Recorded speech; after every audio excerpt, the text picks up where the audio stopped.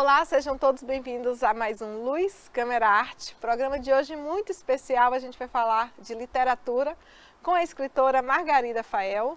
Margarida Cordeiro Fael nasceu em Itaju do Colônia, ingressou na Faculdade de Filosofia de Itabuna, a FAF, como docente de literatura brasileira em 1968. Como docente da educação básica e ensino médio, foi vice-diretora do Centro Integrado Oscar Marinho Falcão e diretora do Centro Educacional Antônio Carlos Magalhães. É professora aposentada do Departamento de Letras e Artes da UESC, exerceu também cargos nas áreas acadêmico-administrativa, tais como diretora do DLA, Departamento de Letras e Artes, secretária-geral de cursos e vice-reitora. Na FESP, agora UESC, foi coordenadora editorial da revista FESP e da revista Especiaria. Participou do conselho editorial da Editos, editora da UESC, e na condição de vice-reitora coordenou atividades culturais tais como a revitalização do Museu do Descobrimento na cidade de Porto Seguro e do Museu Casa Verde em Itabuna. Atuou no processo de criação e implantação do curso de Línguas Estrangeiras aplicadas a negócios internacionais junto ao DLA e à Administração Superior da Universidade. Presidiu a comissão de implantação do curso de Medicina da UESC e, em sua área específica de atuação docente, publicou estudos críticos, artigos, resenhas e prefácios relativos a ficcionistas e poetas. Foi membro titular do Conselho Estadual de Educação no período de 1998 a 2006 e, como ficcionista, publicou os romances Nas Dobras do Tempo, pela editora Mondrongo, em 2015. Daqui, daqui a pouco a gente vai falar um pouquinho mais sobre esse livro. O livro também Entre Margens, pela editora Via Literário, em 2018. E o último romance belíssimo, A Casa da Esperança Não Era Verde, agora de 2022, também pela Via Literário. Margarida Fael ocupa a cadeira número 12 na Academia de Letras de Itabuna, a nossa Alita, cujo patrono é o poeta Gil Nunes Maia. Margaridinha, querida, seja bem-vinda. Obrigada, ao Raquel. Luz Câmera Arte. Margaridinha está morando em Salvador ultimamente, aí a gente estava... Após a aposentadoria. Após a aposentadoria, e a gente estava esperando uma oportunidade para poder ter esse encontro e esse bate-papo aqui. Que prazer te receber. Eu agradeço a oportunidade e ser recepcionada por você aqui, com freira querida da Alita, da né? nossa querida que esteve Alita. Presente no meu primeiro lançamento, fez também, né? A gente fez uma entrevista, não foi? Foi, exatamente. A gente fez uma entrevista, se encontrar essa entrevista, eu vou até passar aqui nos próximos programas do Luz Câmera Arte. E já era assim, para você ter vindo desde o seu primeiro romance. Então, na verdade, é um programa que vale por 3, sabe? Tem a importância de 3 programas, porque ela vai falar um pouquinho sobre esses 3 romances. Antes disso, Margaridinha, você nasceu em Itaju do Colônia, veio para Itabuna? Eu vim para Itabuna com 10 anos para fazer o exame de admissão e continuar os estudos. Porque né? tinha isso, né? Tinha o exame de admissão ao ginásio. Não era só chegar e matricular, não. O exame de admissão forte, com prova escrita e oral, diante de uma banca. Caramba! Diante de uma banca. E aí você veio estudar em qual escola? Na Ação Fraternal de Itabuna. Eu estudei todo o ginásio, o curso pedagógico, sou filha da Ação Fraternal, um colégio que eu ainda amo muito, né? Era um colégio apenas feminino, com freiras, né? Eu achava que você era aluna do Divina. Não. Porque você disse que conheceu Sônia na infância ainda, né? Não, eu conheci Sônia já era, eu acho que já devia ter uns 17, 18 anos, mas eu não fui da Divina, não.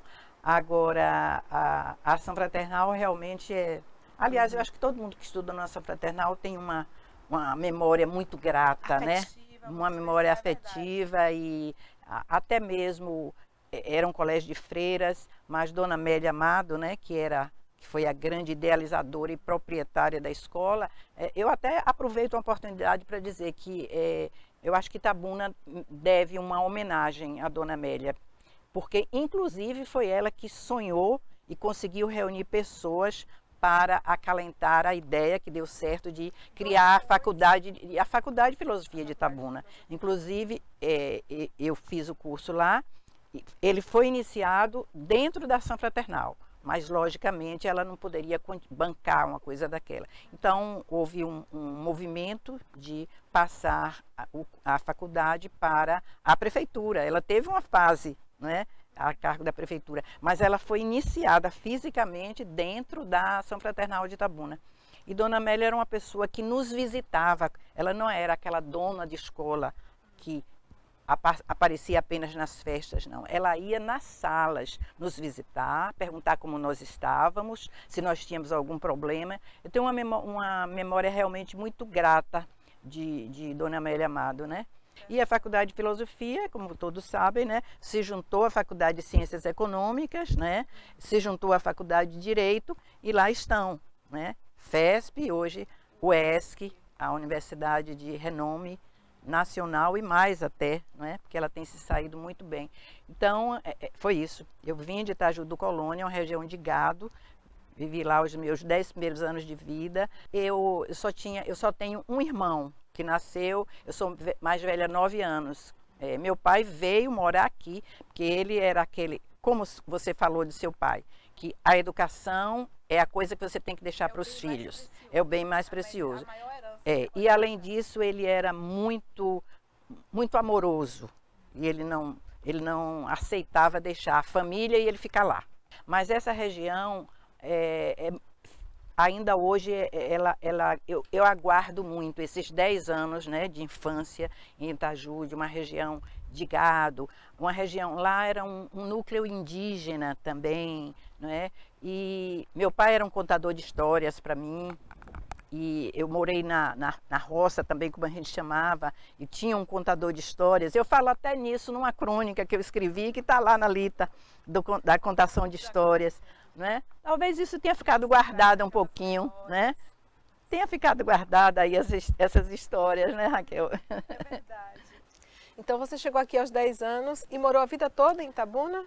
Foi o seguinte, quando eu terminei o curso normal, né? Terminei o curso cedo, aos 17 anos.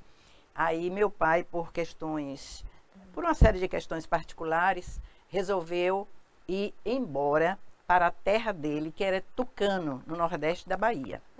E eu fui porque não tinha jeito, mas eu disse a meu pai, a Faculdade de Filosofia estava sendo iniciada. Eu disse, olha, isso papai... Isso foi que ano? Isso foi... Ela se iniciou, se não me engano, em 63, por aí, né? Aí eu disse, olha, eu vou, mas eu quero voltar para fazer a faculdade. Ele disse, vai voltar, porque eu é que faço questão que você volte. Então eu passei apenas um ano lá e voltei, né? E iniciei a faculdade. Olha, eu terminei a faculdade em 60... Eu me formei 8 de dezembro de 1965, né? 65. Aí eu já estava ensinando no Colégio Estadual. Quando eu vim de lá, ficou aqui mesmo. Fiquei no Colégio Estadual de Itabuna como professora, estudando e fazendo a faculdade. E logo, quando eu terminei a faculdade, eu já estava noiva, né? E meu marido era funcionário da Petrobras. Então eu tive que ir embora para Salvador. Mas por essas coisas... Salvador da Bahia, né? Como eu digo aí nesse último livro, como ela era chamada. Mas quando estávamos já com 3 anos e meio de casados, eu já tinha, a essa altura, 2 filhos, né? Ele resolveu deixar a Petrobras, porque ele era filho de árabes e queria mesmo era ser comerciante. Então eu disse, bom, já que você vai ser comerciante, eu quero voltar para a minha cidade, porque é lá que estão minha família, é lá que estão minhas raízes, minhas amizades, voltamos. Quando eu estava voltando, a minha comadre Maria Rita Dantas, que era professora de literatura brasileira do curso de filosofia, né? Já era titular da cadeira, ela me mandou dizer que ela ia entrar de licença, porque ela estava gestante, e eu iria substituí-la. Eu tinha sido aluna dela no curso de letras, durante todo o curso de literatura.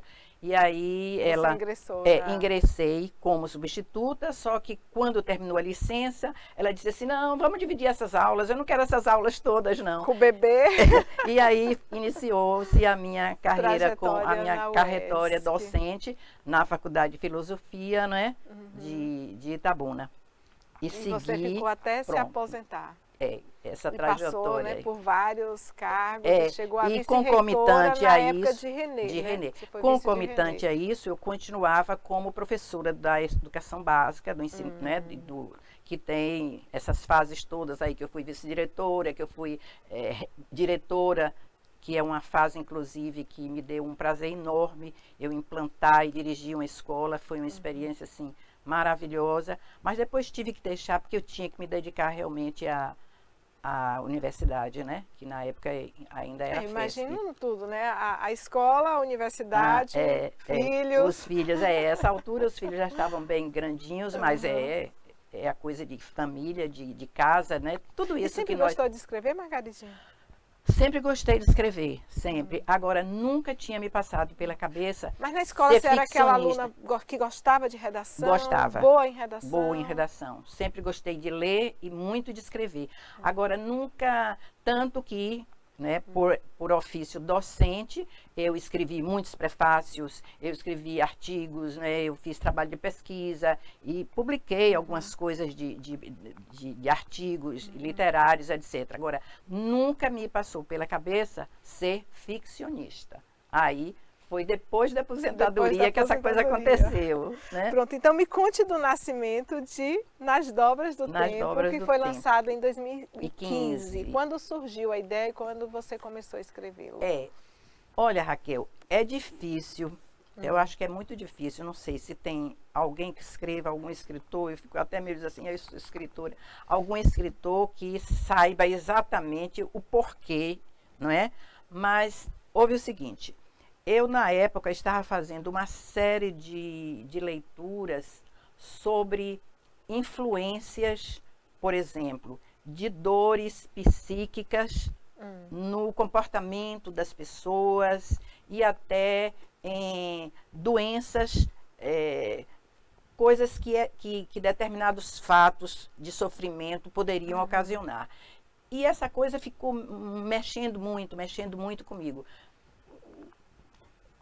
Determinadas, eu não diria visões, mas eu estava observando assim algumas coisas que estavam, vamos dizer assim, me fazendo um efeito forte. E eu conversei um dia isso, nós estávamos almoçando, eu, Rui, Tica, acho que Baísa, e eu disse assim, Rui, tem uma coisa me incomodando, eu li determinada coisa, vi uma foto de uma pessoa, e isso está me incomodando. Aí ele pegou e disse assim, e o que é que você está fazendo com isso? Eu disse, não, estou só refletindo, pensando por que é isso. Ele disse, não, você é uma pessoa que sabe escrever, por que você não escreve? Eu digo, escrever o quê, Rui? Isso é alguma coisa que está pedindo para você escrever, Margarida. E isso foi aqui em Itabuna, mas eu estava morando em Salvador, voltei para casa, voltei para Salvador. 2 semanas depois eu comecei a escrever Nas Dobras do Tempo. Né? E aí saiu, aí eu também posso ter minhas ideias, mas até hoje você veja que meus livros sempre estão nas décadas de 10, 20, 30, até 40, 50 no máximo. São as décadas, eu acredito, que me falam e que talvez eu não saiba exatamente explicar por quê, mas essas décadas me falam muito, não é? Me tocam. Só que esse livro, ele veio bastante, eu pego a realidade desse livro ainda no século XIX, não é? No século XIX, em plena escravidão. Escravidão em Ilhéus, que é uma coisa que eu, assim, modéstia à parte, acho que foi muito interessante no livro, porque de tudo que a gente conhece, ninguém escreveu sobre a escravidão. Muita gente nem sabia, embora na época nós já tivéssemos professores de história na universidade trabalhando com a questão da escravidão em Ilhéus. Mas nós, grande público, ninguém nem lembrava que tinha existido escravidão em Ilhéus, não é? Então, o livro todo repassa, e é muito importante nele o fato de uma personagem, filha de imigrantes franceses, ela não aguentava ver aquele sofrimento. Ela não aguentava ver o sofrimento. Bem mocinha ainda, 14, 15, 16 anos, ela não aguentava. Ela não dormia quando tinha alguém no tronco. Ela não conseguia dormir. Né? Então, o livro sai daí, mas é um livro que você leu, ele pega gerações. Ele pega a história de uma bisavó, de uma avó, de uma filha, né? E ele vai do século XIX e vai até o início da criação da Faculdade de Direito em Ilhéus, porque o personagem vai embora, os personagens vão embora, mas voltam para Ilhéus exatamente quando já tem a Faculdade de Direito de Ilhéus e concomitantemente tinha já filosofia, Itabuna e ciências econômicas e tal. E ele tem uma outra fase importante dentro dele, que é a questão da ditadura Vargas.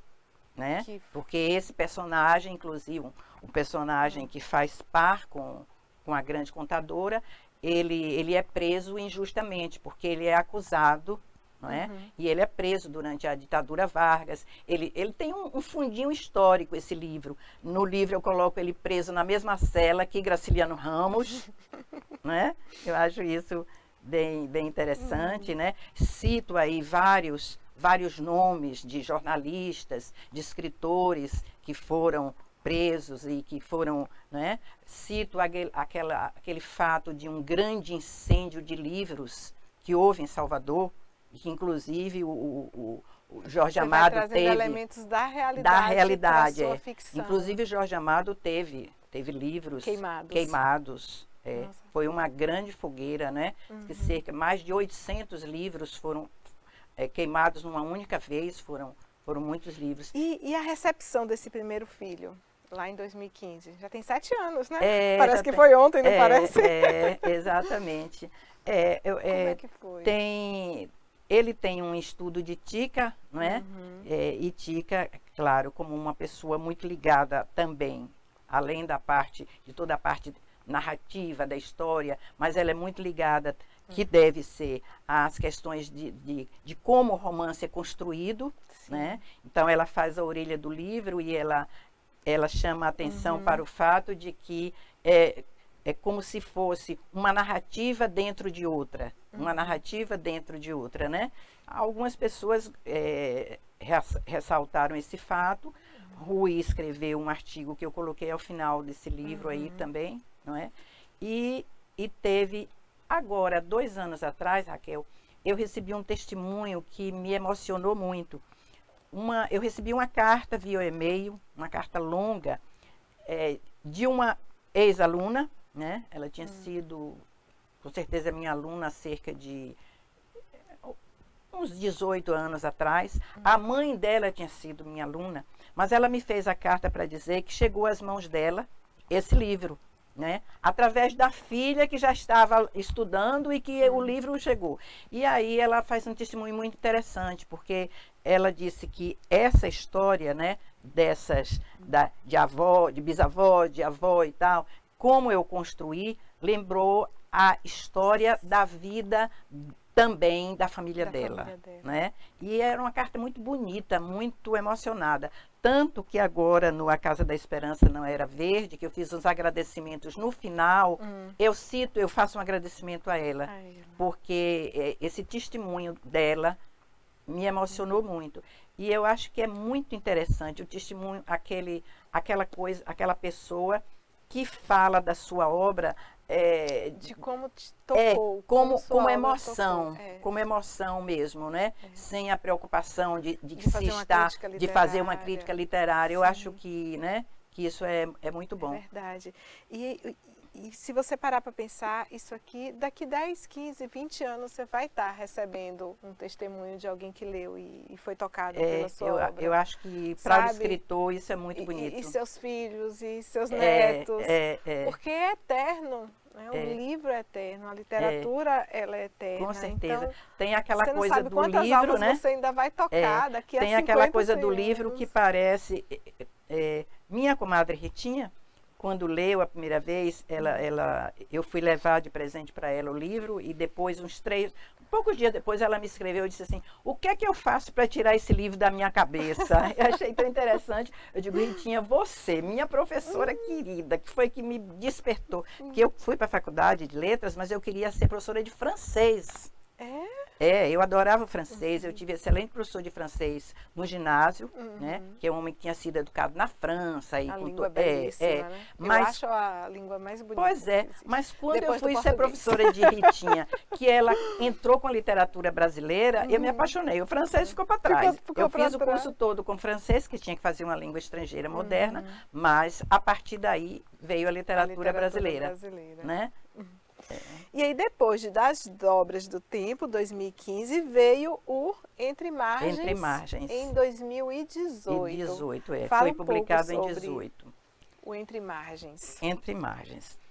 Olha, no prólogo de A Casa da Esperança Não Era Verde, eu falo assim, mais ou menos assim, como é que é essa coisa do escritor? Como é que de repente vem uma história? Aí eu digo assim, olha, pode ser alguém que sai de um canavial, uma porta que se abre. O Entre Margens foi isso. Uma porta se abrindo.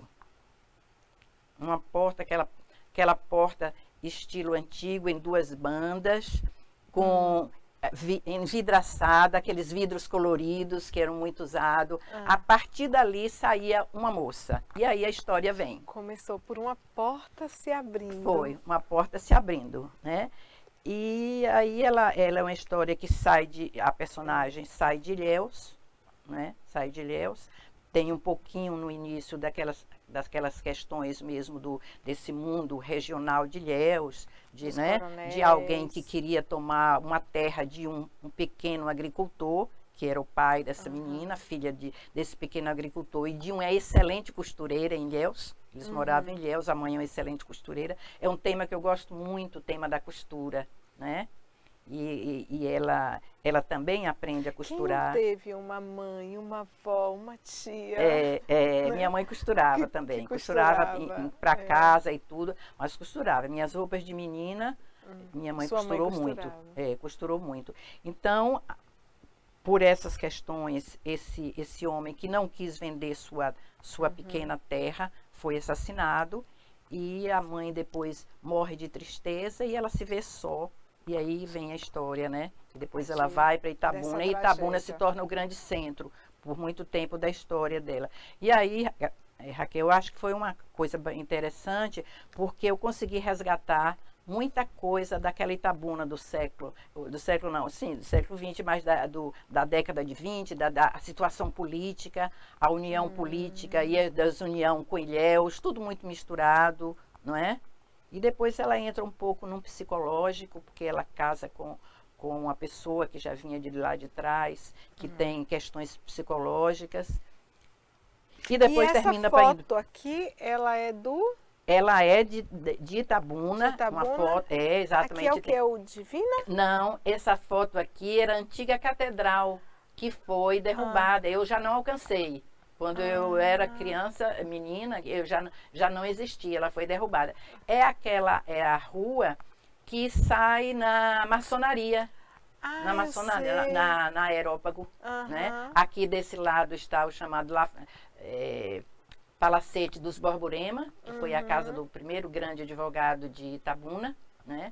Então, essa rua, ela sai exatamente aqui, na Aerópago. Né? E aqui era a catedral. Tinha o castelinho aqui, você chegou a conhecer o castelinho? Conheço. É uma foto de 1926. Nós conseguimos na UESC, no SEDOC. Localizar aqui, fiquei meio... Eu não conhecia essa ela foto. Ela está toda Vou colocar mais perto, e aqui atrás a identificação, uma foto atual da nossa uma foto Itabuna, atual que nós linda. Escurecemos. É uma foto atual que nós escurecemos. Esse ainda não tenho. E o Entre Margens, porque ela vivia numa rua bem próxima ao Rio Cachoeira, e ela vai terminar lá em Genebra, junto ao Lago Genebra, né? Quer dizer, entre as margens do rio. Tem pode ter essa leitura, mas pode também ter uma leitura mais simbólica, né? Entre margens, né? E acaba que Não é? Sem contar a leitura que cada um faz. Exatamente, porque o leitor faz parte da obra. Ele faz parte o da leitor obra. é, né, o coautor, né? Um coautor, né? coautor. Exatamente. E às vezes você escreve uma coisa e você vê que a forma como a pessoa interpreta e como ela recebe é uma forma tão própria. E não deixa de ser uma forma verdadeira. Exatamente. Eu acho que Lacan, que você conhece muito mais do que eu, que você é psicóloga, mas eu até anotei uma sentença dele que diz assim: uma coisa é o que você escreve, outra coisa é o que o outro lê. Exatamente. Não é? Uma coisa é o que você fala, outra coisa é o que o outro ouve. E uma vez que você publica algo, é como se isso ganhasse uma vida própria, percorresse um caminho próprio que não está no seu domínio. Né? Você não tem noção de quem, qual parte do mundo vai ler o seu livro e de que forma essa pessoa vai interpretar o seu livro. Tem um livro de uma escritora inglesa que tem inclusive o filme, que é muito interessante. Virginia não, ela é inglês moderna, não é assim, grande nome não. Mas é um filme muito interessante sobre um grupo de leitura na época da Segunda Grande Guerra, na ilha de Quersen, que fica entre França e Inglaterra. E a escritora, é um livro que se faz através de cartas, é muito interessante. E a escritora diz assim, em determinado momento: porque lá naquela ilha que foi dominada pelos alemães, um moço que era um fazendeiro, mas que teve tudo tomado pelos alemães, porque tomou a criação de porcos, tomou tudo dele, né, que eles faziam isso. E aí, mas ele gostava de ler. E aí ele, procurando livros, ele encontrou o livro de uma autora, né, de uma autora inglesa, e escreveu para ela pedindo se ela podia comprar outro livro, não sei o quê. Mas muito lá para frente, a escritora vem a esse lugar quando a guerra terminou, e aí, uma série de coisas, ela diz assim: olha, eu acho que existe um livro para cada leitor. Né? Porque ela ficou muito tocada pelo fato, porque aquele livro, numa época de guerra, chegou para ele e mudou a vida. Não é? Então ela diz que acreditava que existe um livro para cada leitor, mas é isso, cada leitor recebe de um jeito. Não é? E às vezes completa, né, Raquel? O livro é uma coisa mágica, né? E as palavras que você escreve, como elas vão falar a quem lê. Exato. Exatamente. Daí o fato assim de, quando a gente diz, porque, não, fulano não é um bom escritor. Pode não ser para mim. Não é? É verdade. Pode não ser para mim, mas pode tocar profundamente outra pessoa, né? O processo literário. Que é um bom escritor, né? A gente parar para refletir sobre isso. É que a gente tem os parâmetros. Tem os parâmetros. Tem as coisas que a gente gosta, os parâmetros da teoria da literatura, da crítica literária, né? Dos estilos de época. Mas eu acho que isso entra numa esfera que é do inexplicável. Com certeza, eu li Perto do Coração Selvagem aos 13 para 14 anos. E eu não entendi nada, mas eu não conseguia parar de ler e eu chorava sem entender. Eu fui entender Perto do Coração Selvagem quando eu li na maturidade, que eu fui entender ali a trajetória de Joana. Porque Clarice é difícil, né? E foi o primeiro livro de Clarice, ela joga as coisas para fora de uma forma tão crua, tão bruta, tão selvagem. Selvagem mesmo. Ela encerrava uma frase no meio e eu não entendi, assim. Se você me perguntasse, eu terminei de ler, do que trata esse livro, eu lá para os 13, 14, eu não sabia te dizer. Mas você sabia que você estava presa ali. Que eu estava presa, que aquilo tinha me tocado e que às vezes eu chorava quando em determinadas partes do livro, embora eu não entendesse. Então, eu acho que aquilo falava ao meu inconsciente, eu não sei dizer. E depois que eu fui ler, fui entender toda a história. Isso. O processo é muito interessante, né? E não dá, assim, para exatamente, vamos dizer, equacionar como se fosse uma coisa matemática. A relação autor, escritor e leitor é uma relação incrível, né? É uma relação incrível, é uma relação bonita, né? E finalmente chegamos aqui ao seu terceiro livro. Gente, Cássio, mostra que capa linda! Eu fiquei encantada. Não só com a capa, como com o nome. Olha que nome lindo, gente. A Casa da Esperança não era verde. A gente sempre pensa na esperança, nesse tom do verde, e ela vem com esse título. A Casa da tão poético, a Casa da Esperança não era verde, com a capa azul. Com a capa azul, porque ela não era verde. Que lindeza. Fala um pouquinho. Esse aqui, acabei de receber, gente, agora. Olha que coisa linda, tá com a dedicatória. Vou ler com todo carinho, com todo amor, sabe? Vou botar vai na minha me dar seus resultados com toda sinceridade. Sei que já vou me apaixonar. Fala um pouquinho sobre a Casa da Esperança não era verde. Certo. Olha, Raquel, é aquela história, né? A gente entra numa seara que é difícil explicar, né? Nem sei se o grande público como é que enxerga essas coisas. Mas um dia, num relance de acordar, eu vejo... Você se lembra que as casas antigas, o número das casas, a numeração, era numa plaquinha de metal. Lembro. Podia ser branca com os números pretos, ou podia ser o contrário, né? Mas normalmente era branca com o número preto, a numeração, o preto ou azul escuro. Então, não sei se era sonho, não sei o que, me aparece apenas essa placa com o número 1913. O número da casa ou o ano que ela foi construída? Que as casas tinham anos também. Tinha, mas o que eu via era a plaquinha de metal, como se fosse o número da casa. Da casa, sim. Não é? Pronto, aquilo ficou, eu tenho o costume de que se eu sonho uma coisa interessante, se eu chamo de sonho ou não interessa, ou, você anota? Né, eu anoto. E ficou muito tempo, eu digo, para que esse 1913? Por que esse 1913? Os psicanalistas adoram isso. Olha aí a psicanalista. E ficou, né? Depois, e aí eu ficava, meu Deus, o que eu vou fazer com esse 1913? Ele não deve ter aparecido à toa.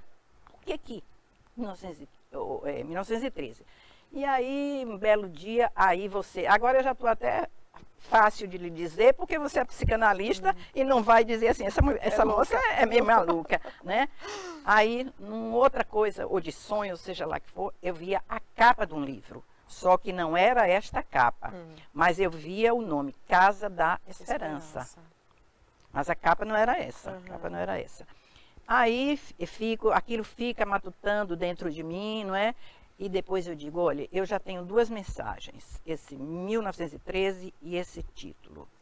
E aí, não sei se por minhas preocupações e leituras, não sei, eu abri um dia o YouTube e fiquei vendo a história de um médico já muito idoso no sul do país, se não me engano, em Santa Catarina ou Paraná, bem lá no sul. Que aí tinha a história dele. Ele tinha sido uma criança saída de uma roda de enjeitados, ou chamada roda de expostos, não é? Que eram quando as mulheres que não eram que não queriam e que não queriam.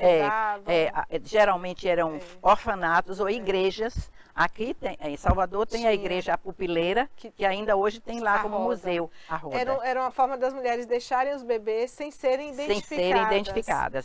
Tinha aquela roda que era como um cilindro, né? Ali colocava a criança, tocava um sininho, vinha alguém de lá de dentro e pegava a criança. Geralmente eram freiras.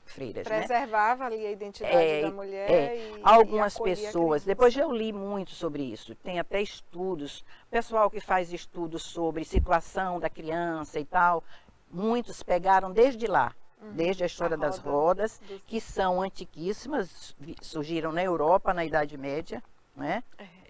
Né? Depois a igreja... Só não sei se eu concordo com o nome que deram, né? Roda dos expostos. Porque as mulheres... Alguns chamavam roda dos enjeitados ou roda dos expostos. Dos expostos. Também chamavam. Às vezes não era uma opção para essas mulheres, né? Que tinham engravidado e não podiam ali. O livro vai entrar um pouquinho nisso. Né? O livro vai... Então, quando eu fui ver, do ponto de vista histórico, sobre essas rodas, a Igreja Católica, na Idade Média, começou a perceber que essa coisa... porque ela que criou, a Igreja Católica que criou, idealizou essa história das rodas, porque era enorme o número de crianças abandonadas. E algumas já eram encontradas mortas, os bebês. Então, o que é que a igreja fez? Não é? a igreja disse, não, nós vamos ter uma forma, achar uma forma de que as mulheres possam nos entregar essas crianças. Era baseado no sentido da caridade. Eu acho O livro vai mostrar isso, vai dizer... assim, de uma forma... Eu quero acolher essa criança sem julgar essa mulher. Exatamente. Sim, exatamente. sem que ela se exponha, então, mas eu não quero que ela deixe essa criança em qualquer lugar. Então, a história surge a partir daí. A partir daí, né? E a partir daí vem a personagem. O 1913 será uma casa com a qual esse menino que está num orfanato sonha. Ele sonhava com uma casa de número 1913, né? Uma casa que ele via no sonho.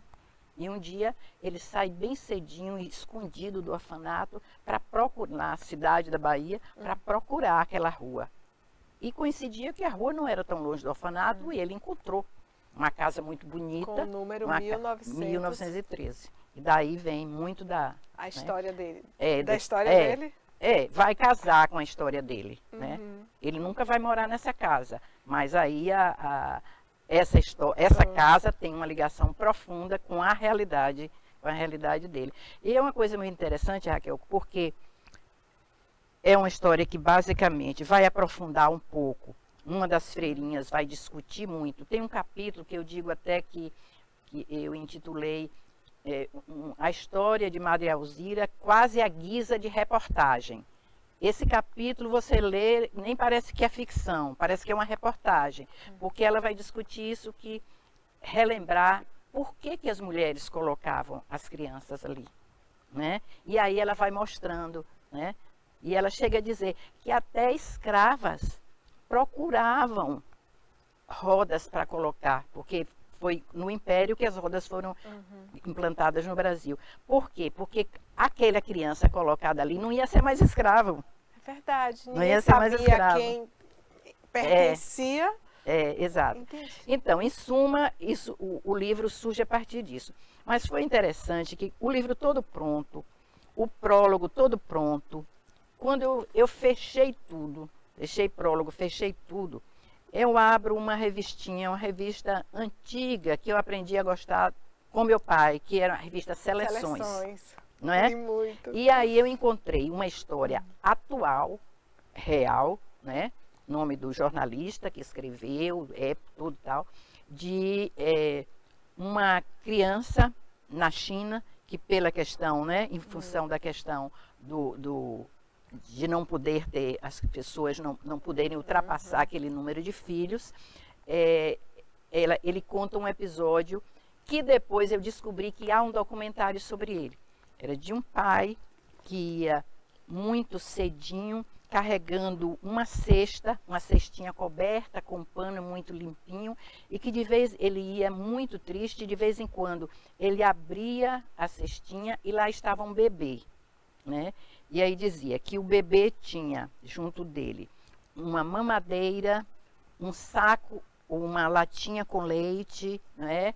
E um bilhete daquele pai para aquela criança, dizendo que se os céus tivessem complacência, mais ou menos isso, que ele pudesse encontrar aquela criança, porque ele ia botar, não era lá não era roda, lá tinha um local onde as pessoas colocavam os bebês, e tinha orfanatos de religiosos e tal, que vinham pegar as crianças, né? Então ele dizia que se o céu tivesse realmente piedade ou complacência, que ele pudesse encontrar aquela criança daqui a 10 ou 20 anos e que ele a perdoasse. Que a criança o perdoasse. Aí tem uma questão que toca muito forte no livro, que é o fato de alguém entregar um ser que ama para salvá-lo. Sim.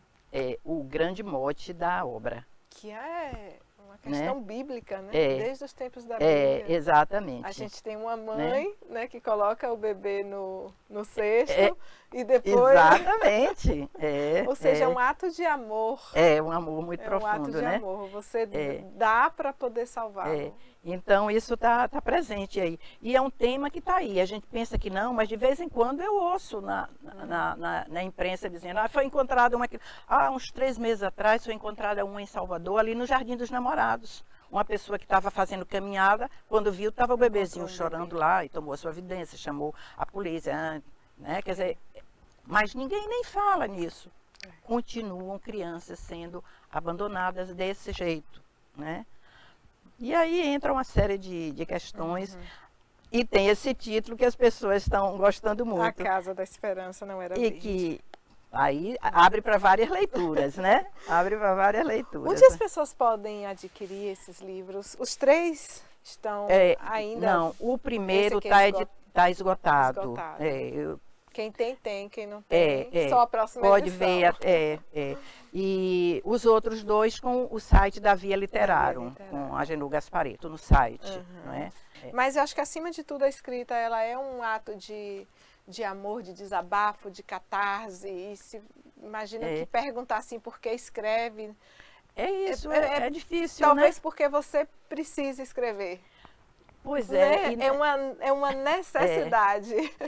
Um dia desse eu li alguma coisa, isso já foi de um filme, mas eu gosto de anotar.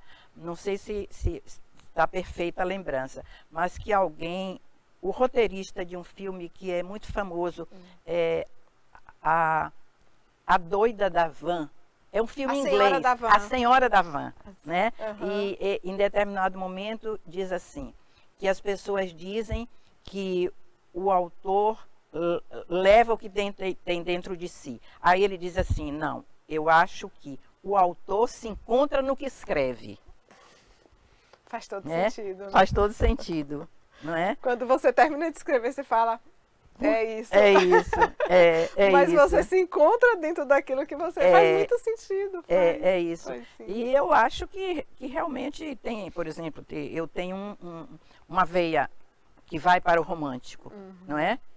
E que eu rompo essa veia na escrita, porque a minha escrita é bem atual, não pertence ao estilo romântico quanto à forma, porque meu tempo é subjetivo, eu trabalho com um ponto de vista que eu misturo a onisciência com um ponto de vista interno, com um monólogo interior, então tudo isso não era da fase romântica, do romantismo, não é? Mas eu tenho uma presença de um lirismo, de uma coisa, que isso eu acredito que seja meu, né? Independente de estar... Das referências. Do meu imaginário, de tudo que você foi lendo no decorrer da sua vida. E de como cada um talvez mesmo, não Exato. De cada um.